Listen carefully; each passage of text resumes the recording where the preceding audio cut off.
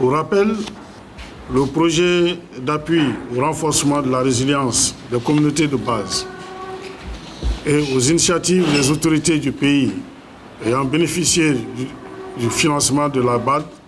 pour un montant de plus de 40 milliards de francs CFA. Son objectif est de contribuer au renforcement de la résilience des populations par l'amélioration de l'employabilité des jeunes et des femmes dans les chaînes de valeur agricoles climato-résilientes et sobres en carbone dans les régions de Koulikoro et le cercle de Yanfolila. Mesdames et messieurs, cet objectif est en droite ligne de la mise en œuvre de la vision de son Excellence, le président de la transition chef de l'État, le général d'armée Assimi Goïta. Je rappelle, est de faire du Mali une puissance agricole sous-régionale,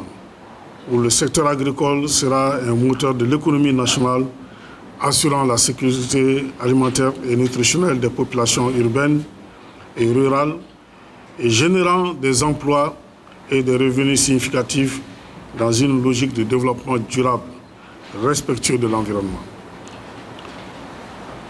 Le projet d'appui au renforcement de la résilience des communautés de base marque non seulement l'engagement des plus hautes autorités de notre pays en faveur de la sécurité alimentaire et nutritionnelle, mais surtout la poursuite d'actions multiformes pour améliorer la résilience des populations en proie aux crises socio-politico-économiques et sécuritaires sans précédent